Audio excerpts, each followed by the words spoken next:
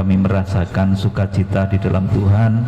Saatnya kami akan mendengarkan sabda-Mu, percikan dari rahasia di tempat yang maha tinggi.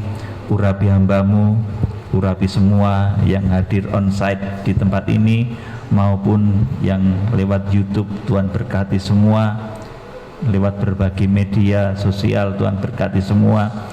Kami akan sambut firman-Mu, urapi hamba-Mu dengan buah bagian Roh Kudus-Mu, sehingga bisa menyampaikan apa yang menjadi maksud Tuhan Yesus Kristus. Kami sambut firman-Mu di dalam satu nama, Tuhan Yesus Kristus. Haleluya, amin. Shalom. Ya, saat ini 20 November 2022. Ini saya sukacita sekali ya, saudaraku. Saya akan sampaikan mengenai satu rahasia firman, mengenai cara dan penyebab pengungsian di akhir zaman. Saudara yang dikasihi Tuhan, jadi seperti halnya tabernakel itu ada 3 tingkat. Yang pertama itu pelataran, itu paling luar. Kemudian yang lebih tinggi itu ruang kudus. Kemudian yang paling tinggi itu ruang Maha Kudus. Demikian pula di akhir zaman ketika Tuhan menyelamatkan umatnya, maka akan ada 3 cara. Yang pertama, yang pelataran itu terpaksa ditinggalkan oleh Tuhan. Kemudian mereka berhadapan dengan antikris dan dihadapkan dengan satu pilihan. Kalau menerima tanda 666, maka mereka akan menjadi pengikut antikris dan masuk neraka nantinya. Tetapi mereka yang menolak tanda 666, maka mereka akan tetap selamat dan akan mewarisi kerajaan 1000 tahun damai. Kemudian yang kedua, cara Tuhan di dalam menyelamatkan umatnya seperti halnya tabernakel, ini yang berada di ruang kudus, maka akan diselamatkan oleh Tuhan dengan cara mengungsi, atau dalam kitab Wahyu pasal 12 ayat yang ke-6 disebut sebagai viogo, lari, hilang dan lenyap.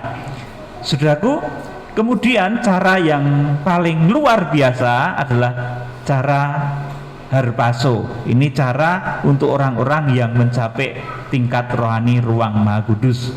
Saudaraku yang dikasihi Tuhan, nah pada kesempatan saat ini saya akan menyampaikan tentang penyebab pengungsian dan harpaso di akhir zaman.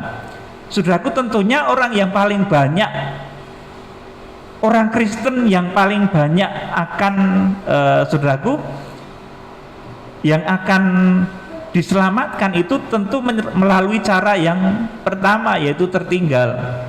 Seperti halnya pola tabernakel itu yang paling luas itu pelataran. Nah nanti orang Kristen itu banyak-banyak akan tertinggal, saudaraku. Kemudian mengerucut lebih sedikit lagi, nanti akan diungsikan ke satu tempat yang namanya eremos atau padang belantara pengungsian sesuai Wahyu pasal 12 ayat yang ke-6. Kemudian mengerucut lagi, ini lebih sedikit lagi, ini yang harpaso berkarakter anak laki-laki. Saudaraku, pada saat nanti terjadi pengungsian atau juga beogo itu, saudaraku, itu kondisi jemaat secara umum, secara keseluruhan.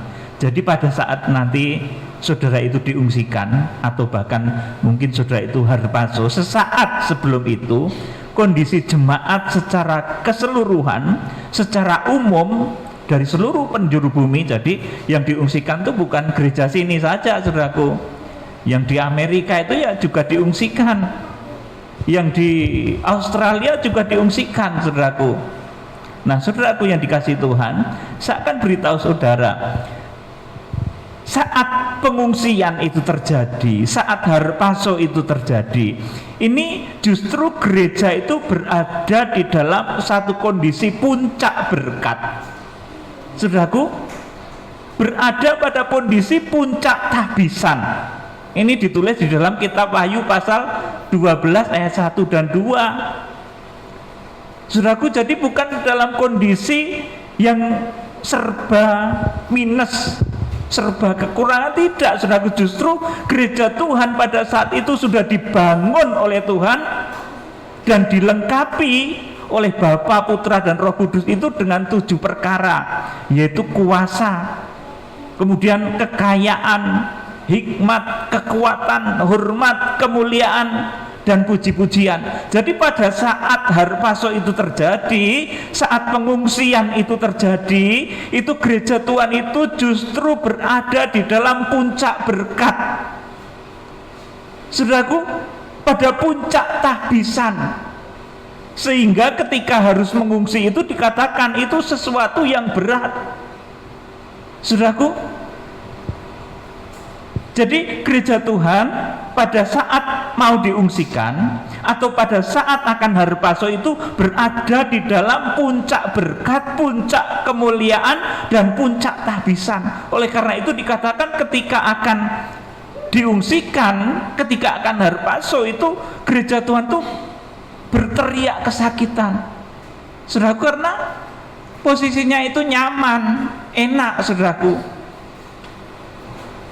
7 perkara ini terpancar dari pakaian matahari, bulan dan bintang, saudaraku, yang ditulis di dalam Wahyu pasal yang ke-12 itu. 7 perkara ini terpancar dari pakaian gereja Tuhan di akhir zaman itu, berpakaian matahari, kemudian bulan dan bintang. Artinya segala kemuliaan dari Bapa, Putra dan Roh Kudus itu tersedia mencukupi segala kebutuhan gereja di akhir zaman. Saudaraku yang dikasih Tuhan, jadi mengungsi itu bukan karena miskin atau kekurangan, saudaraku. Kalau mengungsi karena miskin, kekurangan, apalagi karena punya utang, itu namanya minggat, saudaraku. Bahasa Jawanya gitu, ngilang tanpa pamit, saudaraku. Itu enak, saudaraku. Kalau mengungsi karena punya utang itu banyak, namanya kabur, saudaraku. Tetapi kalau mengungsi di dalam kondisi puncak berkat, puncak tahbisan, ini susah.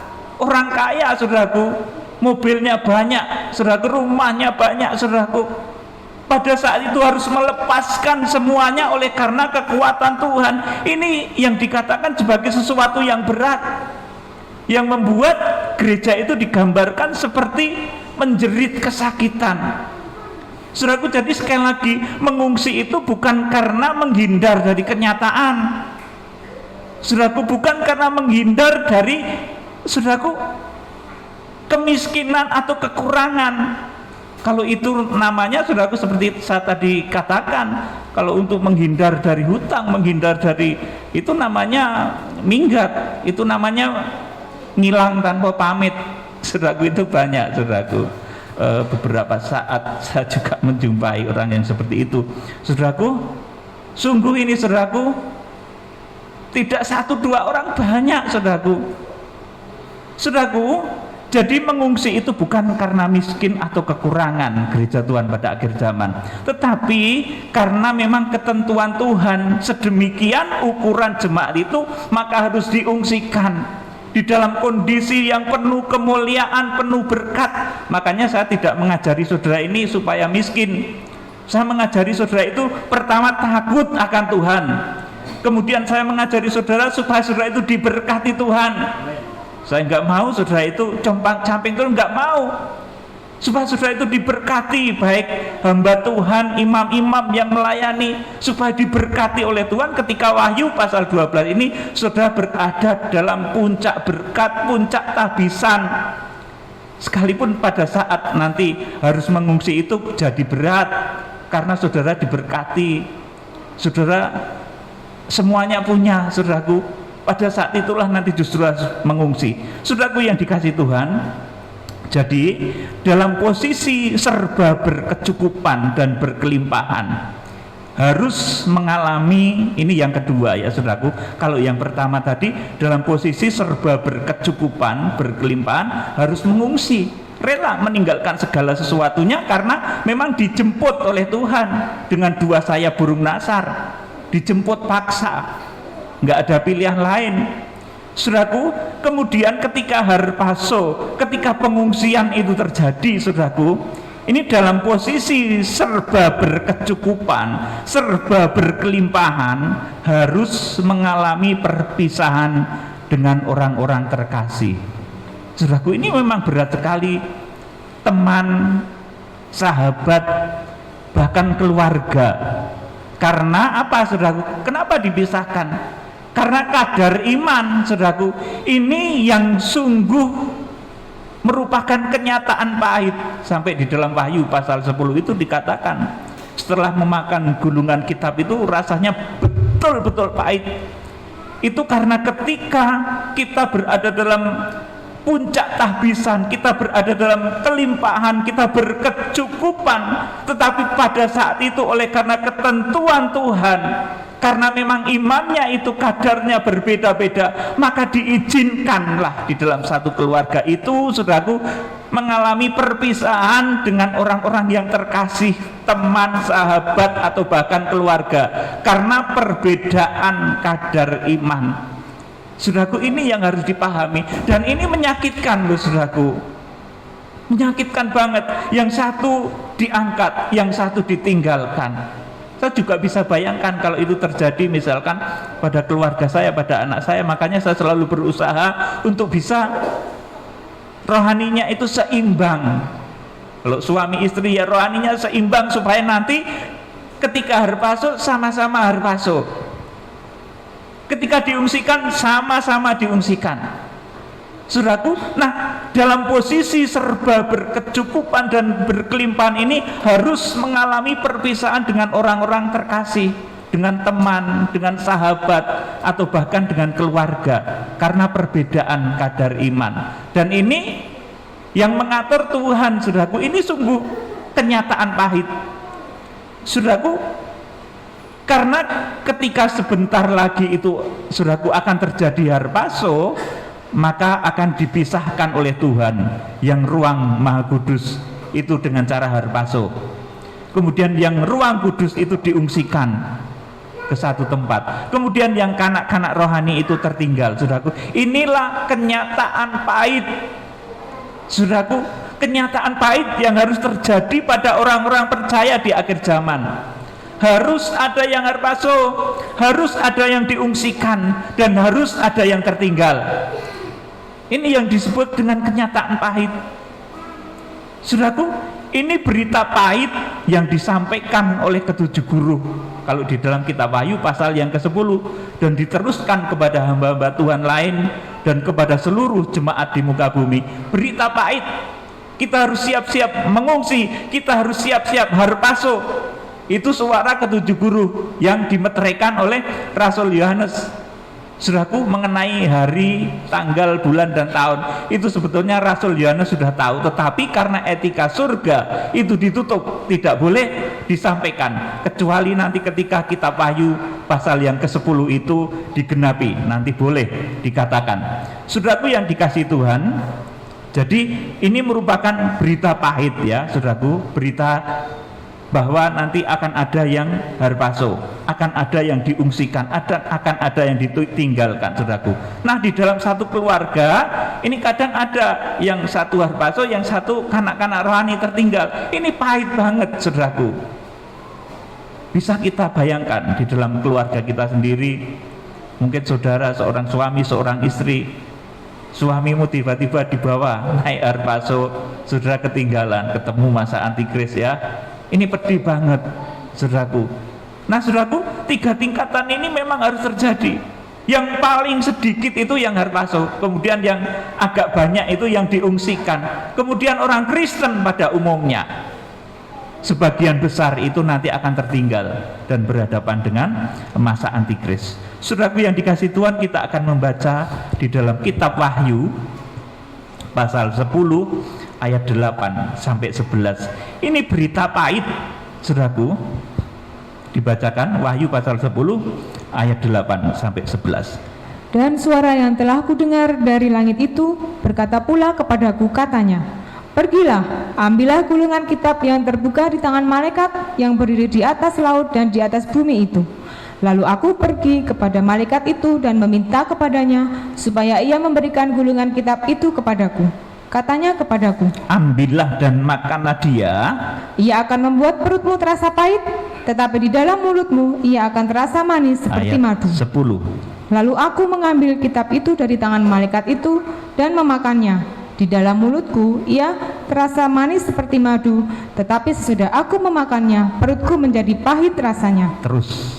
Maka ia berkata kepadaku, engkau harus bernubuat lagi kepada banyak bangsa dan kaum dan bahasa dan raja. Amin. Saudaraku, jadi kenyataan bahwa nanti di akhir zaman itu akan ada pengungsian, saudaraku, itu adalah berita pahit, karena itu nanti akan memisahkan antara seorang sahabat dengan sahabatnya, antara satu keluarga, satu anggota keluarga dengan keluarga lainnya. Saudaraku, itu kenyataan berita pahit yang dibawa oleh ketujuh guru itu, karena akan dipisahkan berdasarkan iman masing-masing. Yang Maha Kudus tentunya, saudaraku, akan dipisahkan dengan kuasa Allah, dibawa ke satu tempat, ke tahta Allah. Kemudian yang ruang kudus itu akan diungsikan, kemudian yang kanak-kanak rohani akan tertinggal. Saudaraku, jadi gereja Tuhan itu berteriak kesakitan ketika akan melahirkan anak laki-laki. Saudaraku, ketika nanti dari Kejadian Wahyu pasal 12 ini bahkan nanti akan menghasilkan output 3 perkara, yaitu orang-orang yang harpaso, itu yang langsung dibawa lari kepada Allah dan ke tahtanya, yang Theogo itu yang diungsikan, kemudian orang-orang yang tertinggal. Ini sebuah kenyataan pahit, sangat pedih, sehingga ketika sesaat sebelum itu terjadi, gereja digambarkan berteriak kesakitan. Coba kita akan membaca di dalam kitab Wahyu pasal 12 ayat 1, ayat 2, ayat 5 dan nanti seterusnya menurut yang saya sebutkan. Wahyu pasal 12 ayat 1 dan 2. Perempuan dan naga. Ya, terus? Maka tampaklah suatu tanda besar di langit, seorang perempuan berselubungkan matahari dengan bulan di bawah kakinya dan sebuah mahkota dari 12 bintang di atas kepalanya. Amin. Cukup di sini dulu. Jadi kondisi jemaat Tuhan di akhir zaman itu berada di dalam puncak tahbisan, berada di dalam puncak berkat. Maka sekali lagi, saya tidak mengajari saudara menjadi orang Kristen itu kudu melarat terus gitu, saudaraku. Saya nggak mau seperti itu. Saudara harus mengikuti proses salib. Proses salib itu ada sengsaranya, ya ada, kematiannya juga ada, betul-betul seperti kita mematikan keinginan daging. Kemudian kebangkitan juga ada, saudaraku. Kemudian kemuliaan juga ada. Saudara menjadi orang Kristen yang benar pasti ditandai dengan hal-hal tersebut. Kalau kekristenanmu itu benar, saudaraku, saudara akan mengalami apa yang saudaraku dicontohkan oleh Tuhan Yesus. Proses kematian, kemudian kebangkitan, kemudian kemuliaan itu akan saudara rasakan. Saudara boleh mungkin sekarang masih di dalam perintisan penderitaan, tapi suatu ketika saudara akan dibangkitkan dan suatu ketika akan menerima kemuliaan-kemuliaan Tuhan. Dan di Wahyu pasal 12 ini gereja Tuhan berada di dalam puncak tahbisan, berada di dalam puncak berkat. Saudaraku, sehingga mengungsi itu bukan karena kekurangan, saudaraku, tetapi justru ketika berada di dalam puncak berkat, puncak tahbisan. Ayat yang kedua dibacakan. Ia sedang mengandung dan dalam keluhan dan penderitaannya hendak melahirkan, ia berteriak kesakitan. Amin. Saya terangkan lagi. Ia sedang mengandung dan dalam keluhan dan penderitaannya hendak melahirkan, ia berteriak kesakitan. Saudaraku, jadi untuk proses ini, saudaraku, proses yang akan dilalui wanita ini dan yang dihasilkannya, maka wanita ini berteriak kesakitan. Saudaraku, kesakitan itu karena apa, saudaraku? Karena dia sedang berada di puncak kemuliaan, puncak berkat, 7 perkara itu sudah dimiliki, saudaraku, tetapi justru harus meninggalkan segala macam keindahan dunia. Ini sakit, saudaraku, sekali lagi ini sakit. Mengungsi di saat kita penuh berkat itu sakit, saudaraku. Saudara tabungan banyak, deposito banyak, mobil banyak, saudaraku, tetapi Tuhan katakan pada saat Wahyu pasal 10 itu digenapi, saudara harus mengungsi, itu sakit, saudaraku. Kalau mengungsi karena banyak hutang itu kabur tadi, saudaraku, kabur, ngilang tanpa pamit.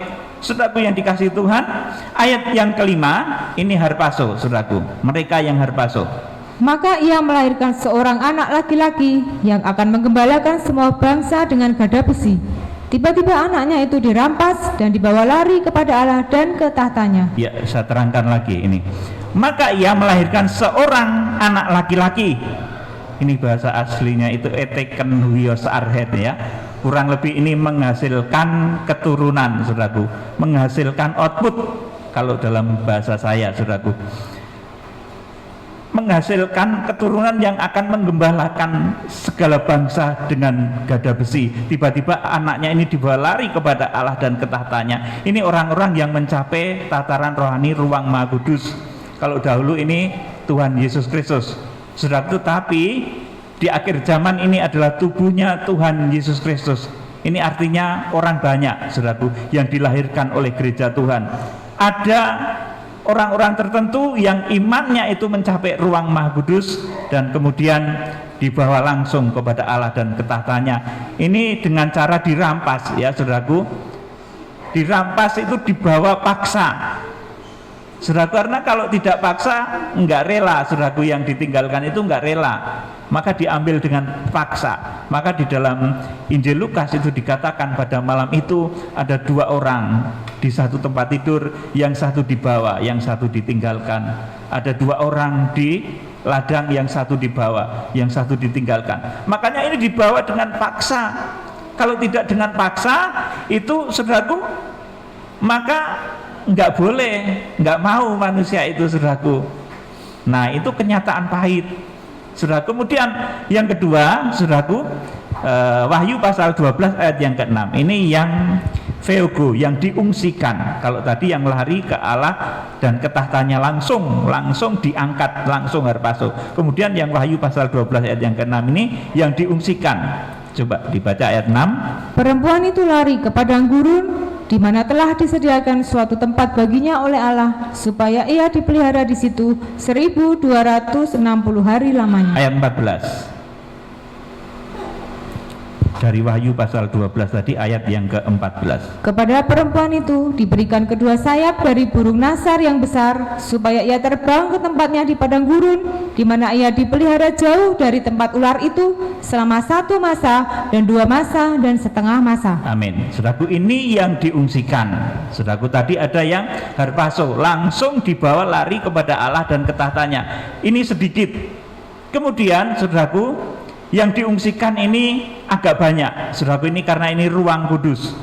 Perempuan itu lari ke padang gurun, di mana telah disediakan suatu tempat baginya oleh Allah, supaya ia dipelihara di situ 1260 hari lamanya. Saudaraku, ini pun juga dengan paksa. Nanti prosesnya seperti pernah saya sampaikan, itu seperti Filipus ketika usai membaptis sida-sida dari Ethiopia, itu dipindahkan oleh kuasa Tuhan secara cepat, secara kilat dari Gaza ke Asdod, itu di dalam waktu yang sangat singkat. Seperti itu, seperti ketika Elia dan Raja Ahab itu balapan dari puncak gunung Karmel ke Yisrael.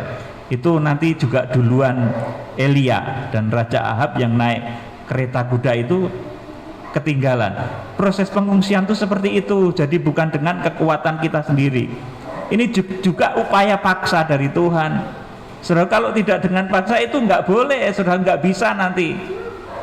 Antara mungkin di dalam satu keluarga, saudaraku, ini imannya beda-beda, terpaksa terpisah caranya itu. Nah, kalau tidak dengan upaya paksa, saudaraku, ini nggak bisa. Oleh karena itu, ketika berita pengungsian, ketika juga berita harpaso ini disampaikan, ini betul-betul satu berita yang pahit, kenyataan yang betul-betul pahit. Ketika kita sedang berada di puncak berkat, kita sedang berada di puncak kemuliaan, pada saat itu justru, saudaraku, Tuhan memutuskan keputusannya bahwa orang-orang ini harpaso, saudaraku, bahwa orang-orang ini Theogo, diungsikan, ini yang ruang kudus, bahwa orang-orang ini tertinggal. Nah, kenyataan ini kenyataan yang pahit. Semuanya orang selamat, tetapi pahit rasanya. Saudaraku yang dikasihi Tuhan, pengungsian ini, saudaraku, di sini digambarkan kendaraannya itu 2 sayap dari burung nasar yang besar. Saudaraku, kemarin sudah saya sampaikan kalau di pengadilan dunia, orang yang ditetapkan sebagai mungkin terdakwa itu dijemput paksa dengan kendaraan khusus, kendaraan taktis atau apa itu namanya. Saudaraku, nah orang yang ditetapkan oleh Tuhan menempati ruang kudus itu juga dijemput oleh Tuhan dengan kuasanya yang luar biasa, dengan 2 sayap burung nasar yang besar. Artinya bukan dengan kekuatan sendiri. Saudaraku, seperti berulang saya sampaikan, kalau saudara itu lari dengan kekuatan sendiri kemanapun, saudara akan tetap ketangkep oleh antikris itu. Saudaraku, antikris itu nanti tokoh dunia yang luar biasa, menguasai teknologi, berbagai ilmu yang sekarang ada di dunia ini nanti dikuasai oleh antikris itu. Oleh karena itu kemanapun lari, kalau bukan yang membawa itu 2 sayap burung nasar, ya tetap ketahuan. Saudaraku, ini pengungsian. Saudaraku, kemudian mereka yang terpaksa tertinggal, Wahyu pasal 12 ayat yang ke-17. Maka marahlah naga itu kepada perempuan itu, lalu pergi memerangi keturunannya yang lain yang menuruti hukum-hukum Allah dan memiliki kesaksian Yesus. Amin. Saya terangkan lagi. Jadi Wahyu pasal 12 ayat 1 dan 2 tadi, itu anaknya tidak hanya yang langsung dibawa lari kepada Allah dan ketahtanya. Wahyu pasal 12 ayat yang ke-5. Jadi gereja akhir zaman, artinya saudaraku, artinya itu adalah gereja akhir zaman itu tidak hanya melahirkan orang-orang yang harpaso, tetapi gereja akhir zaman itu juga melahirkan, memiliki keturunan yang lain, yang rohaninya kanak-kanak, diizinkan diperangi oleh naga itu. Saudaraku, di sini dikatakan, maka marahlah naga itu kepada perempuan itu, lalu pergi memerangi keturunan yang lain. Jadi Wahyu pasal 12 itu anaknya enggak cuma 1, tetapi banyak sekali, saudaraku, jutaan. Wahyu pasal 12 ayat 17 itu nantinya. Saudaraku yang dikasih Tuhan, kemudian yang harpaso, yang Wahyu pasal 12 ayat yang ke-5 itu, saudaraku, itu yang dikatakan oleh Yudas bahwa Tuhan datang bersama beribu-ribu orang kudusnya. Nabi Musa juga berkata yang harpaso itu, Tuhan datang bersama puluhan ribu orang-orang kudusnya. Saudaraku, ini sedikit yang harpaso. Kemudian yang diungsikan ini lebih banyak lagi. Saudaraku, bukan dengan kekuatannya sendiri, tetapi dijemput oleh Tuhan dengan 2 sayap burung nasar. Artinya bukan kekuatannya sendiri. Kemudian yang paling banyak itu adalah orang-orang yang nanti akan tertinggal ketika masa antikris. Saudaraku yang dikasihi Tuhan, jadi ketika orang-orang kudus ini dipisahkan berdasarkan tingkat imannya masing-masing, inilah kenyataan yang paling pahit. Saudaraku, yang disebut di dalam kitab Wahyu pasal 10 tadi. Saudaraku, ketika Rasul Yohanes itu memakan gulungan kitab itu, akhirnya terasa pahit. Saudaraku, ini berita yang begitu pahit ketika orang-orang kudus dipisahkan berdasarkan tingkatan imannya masing-masing. Karena saudaraku, nanti itu bisa di dalam satu keluarga itu tingkatannya beda-beda, nanti terpaksa dipisahkan oleh Tuhan. Oleh karena itu, berusahalah untuk memiliki kadar rohani yang sama di dalam satu keluarga. Saudaraku, kita akan membaca kenyataan pahit itu ditulis dalam Injil Matius pasal 24 ayat 15 sampai 21. Coba dibacakan, Bu Tami. Siksaan yang berat dan Mesias palsu. Iya, terus. Jadi apabila kamu melihat pembinasa keji berdiri di tempat kudus, menurut firman yang disampaikan oleh Nabi Daniel, para pembaca hendaklah memperhatikannya. Maka orang-orang yang di Yudea haruslah melarikan diri ke pegunungan. Ini yang mengungsi. Terus, orang yang sedang di peranginan di atas rumah, janganlah ia turun untuk mengambil barang-barang dari rumahnya. ini yang harpaso, yang ripce. Terus, Dan orang yang sedang di ladang, janganlah ia kembali untuk mengambil pakaiannya. terus, Celakalah ibu-ibu yang sedang hamil atau yang menyusukan bayi pada masa itu. terus, cukup. Yang ke-19 ini adalah yang kanak-kanak rohani. Celakalah ibu-ibu yang sedang hamil atau yang menyusukan bayi pada masa itu. Artinya ini yang kanak-kanak rohani itu akan sengsara, ya saudaraku, celaka dikatakan seperti itu. Karena rohaninya belum dewasa, saudaraku. Sedangkan ketika Matius pasal 24 ayat 15 sampai 21 ini digenapi, memang harus terjadi sesuatu yang pahit. Yang rohaninya ruang Maha Kudus akan langsung harpaso, langsung diambil, dibawa, langsung repce. Yang rohaninya ruang kudus akan diungsikan. Kemudian celakalah orang-orang yang rohaninya itu kanak-kanak. Di sini digambarkan ibu-ibu yang sedang hamil atau yang menyusui bayi pada masa itu. Sekali lagi ini bukan hamil atau menyusui secara lahiriah, tetapi secara rohani juga. Saudaraku yang dikasihi Tuhan, ayat yang ke-21 dari Matius pasal 24. Kenapa gereja itu diungsikan? Kenapa gereja itu harus harpaso? Itu sebabnya ini. Matius pasal 24 ayat 21. Sebab pada masa itu akan terjadi siksaan yang dahsyat seperti yang belum pernah terjadi sejak awal dunia sampai sekarang, dan yang tidak akan terjadi lagi. Amin. Silakan duduk. Jadi penyebab kenapa kok gereja itu harus harpaso, orang-orang yang mencapai ruang Maha Kudus itu harus harpaso? Kenapa orang-orang itu harus diungsikan? Itu karena pada masa itu akan terjadi siksaan yang dahsyat seperti belum pernah terjadi. Jadi sampai saat ini belum pernah terjadi, dan yang tidak akan terjadi lagi. Jadi cuma terjadi satu kali lagi, satu kali saja, saudaraku, bukan satu kali lagi ya saudaraku, cuma terjadi satu kali saja nanti di akhir zaman ketika masa antikris itu terjadi. Jadi karena ada masa antikris, ada siksaan yang dahsyat, maka orang-orang kudus yang mencapai tataran ruang Maha Kudus itu akan harpaso, akan repce. Yang mencapai ruang kudus itu akan diungsikan, dan yang kanak-kanak rohani terpaksa tertinggal. Saudaraku, kita juga akan membaca di dalam Injil Lukas pasal 17 ayat 30 sampai 36. Demikianlah halnya kelak pada hari di mana Anak Manusia menyatakan dirinya. Barang siapa pada hari itu sedang di peranginan di atas rumah dan barang-barangnya ada di dalam rumah, janganlah ia turun untuk mengambilnya, dan demikian juga orang yang sedang di ladang, janganlah ia kembali. Terus, ingatlah akan istri Lot. Iya, cukup di sini.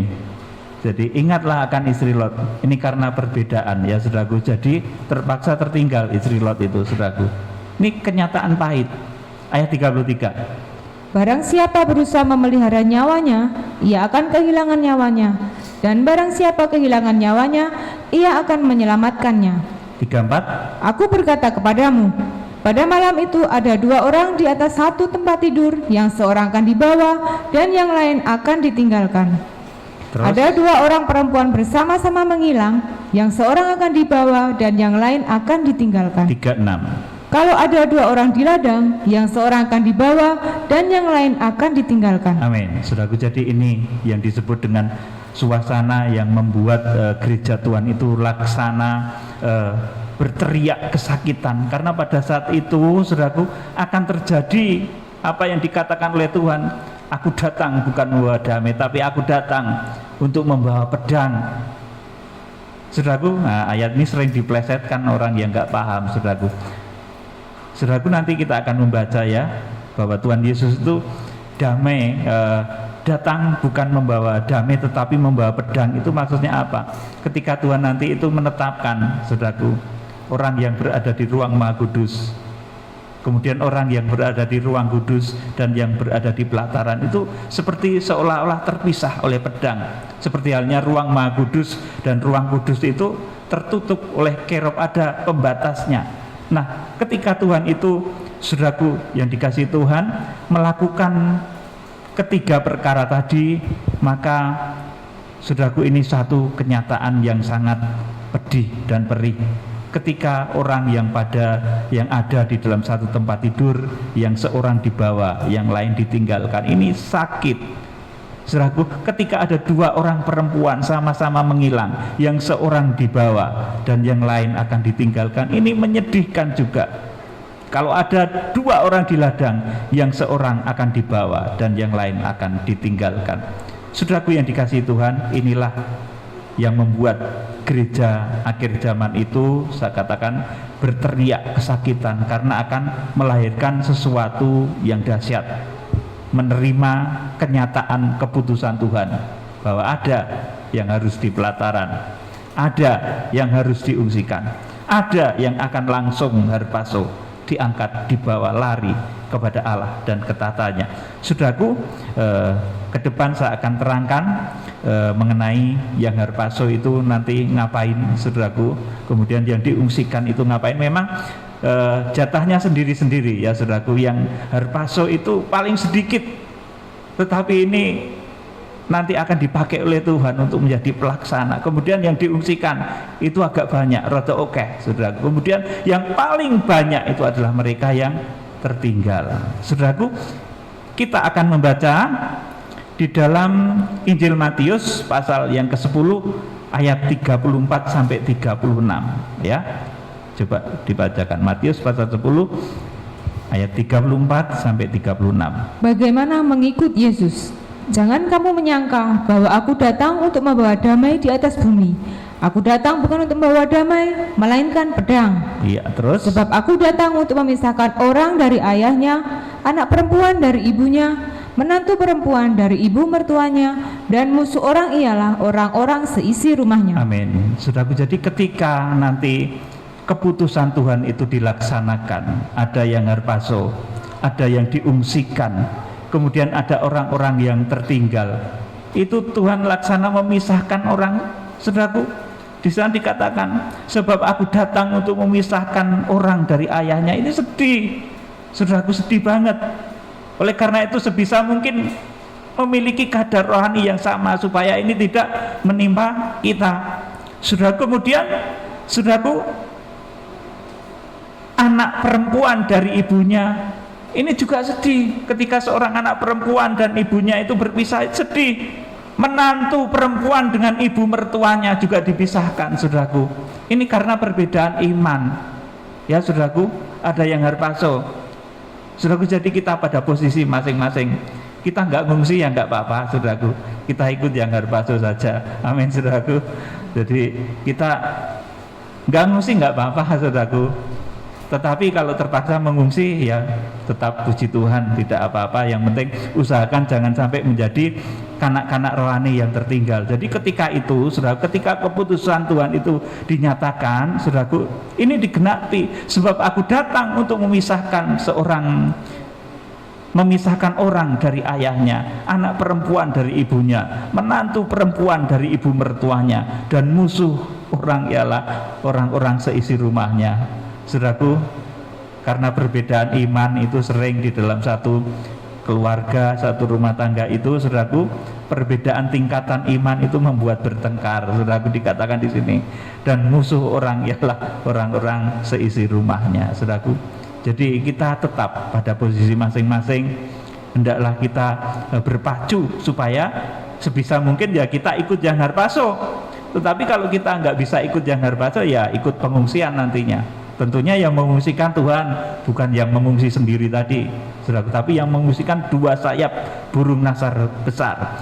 Kemudian cara pengungsian, saudaraku, ini saya akan terangkan. Ini kisahnya seperti ketika Filipus itu membaptis sida-sida dari Ethiopia. Jadi waktu mengungsi, saudaraku, ini yang saya ceritakan adalah yang mengungsi. Kalau yang harpaso sudah jelas, langsung dibawa kepada Allah dan ketatannya. Kemudian saya akan menerangkan yang mengungsi. Coba dibaca Kisah Rasul pasal 8 ayat 38 sampai 40. Ini pengungsian terjadinya nanti seperti ini, saudaraku. Lalu orang Ethiopia itu menyuruh menghentikan kereta itu, dan keduanya turun ke dalam air, baik Filipus maupun sida-sida itu, dan Filipus membaptis dia. 39. Dan setelah mereka keluar dari air, Roh Tuhan tiba-tiba melarikan Filipus, dan sida-sida itu tidak melihatnya lagi. Terus Ia meneruskan perjalanannya dengan sukacita. Tetapi ternyata Filipus ada di Asdod. Ia berjalan melalui daerah itu dan memberitakan Injil di semua kota sampai ia tiba di Kaisarea. amin. Saudaraku, jadi ketika selesai membaptis Sida-Sida dari Ethiopia, saudaraku, ini Filipus langsung dibawa.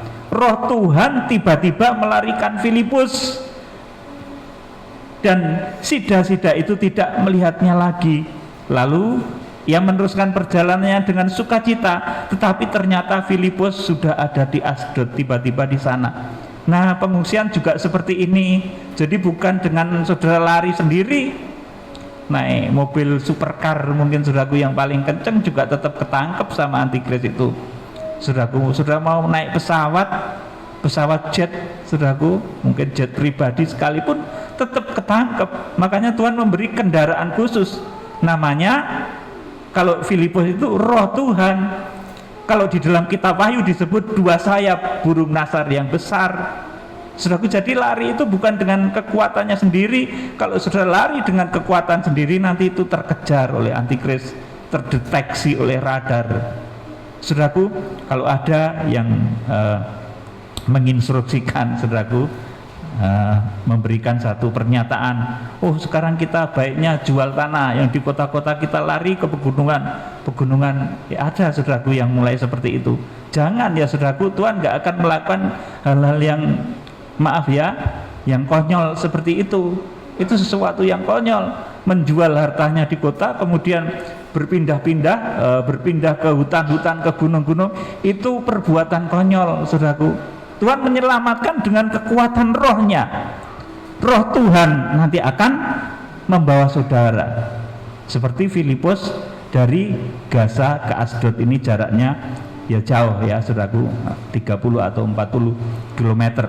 Bahkan ini bisa memindahkan antar benua juga. Saudara, nanti ketika kitab Wahyu pengungsian itu digenapi, tiba-tiba saudara dipindahkan ke Australia, bisa jadi saudaraku. Tetapi itu bukan dengan kekuatan saudara ya, seperti kekuatan yang memindahkan Filipus. Ini Alkitab mencatatnya seperti itu loh saudaraku. Makanya saya berkata seperti itu, dan roh Tuhan pun berkata seperti itu. Ketika nanti pengungsian itu terjadi, yang memindahkan itu roh Tuhan, bukan mobil supercar saudara, bukan pesawat privat saudara. Itu tidak akan bisa membawa. Yang akan mengungsikan saudara adalah 2 sayap burung nasar yang besar. Saudaraku, seperti juga ketika Elia dari Gunung Karmel ke Yisrael. Ini kalau saudara membaca sendiri nanti di 1 Raja-Raja 18 ayat 44 sampai 46. Sebagai ayat terakhir dibacalah ini. Coba 1 Raja-Raja 18 ayat 44 sampai 46. Ayat terakhir. Pada ke-7 kalinya berkatalah bujang itu, wah, awan kecil sebesar telapak tangan timbul dari laut. Lalu kata Elia, pergilah katakan kepada Ahab, pasang keretamu dan turunlah, jangan sampai engkau terhalang oleh hujan. Maka dalam sekejap mata langit menjadi kelam oleh awan badai, lalu turunlah hujan yang lebat. Ahab naik kereta lalu pergi ke Yisrael. Ahab naik kereta lalu pergi ke Yisrael. Terus, tetapi kuasa Tuhan berlaku atas Elia. Ia mengikat pinggangnya dan berlari mendahului Ahab sampai ke jalan yang menuju Yisrael. Amin, saudaraku. Jadi ini juga persis sebetulnya dengan apa yang dialami oleh Filipus. Tetapi di sini dikatakan bahasanya juga lari ya saudaraku. Tetapi lari yang bisa mendahului kuda itu tentunya kekuatan Tuhan. Ini cuma bahasa kias saja saudaraku.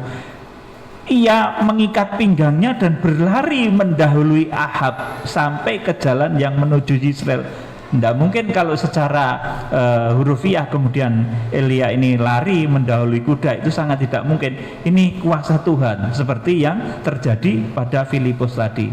Ini kepada orang yang diungsikan. Nah, saudaraku, sesuai dengan tema pada sore hari ini, yaitu cara dan penyebab pengungsian di akhir zaman.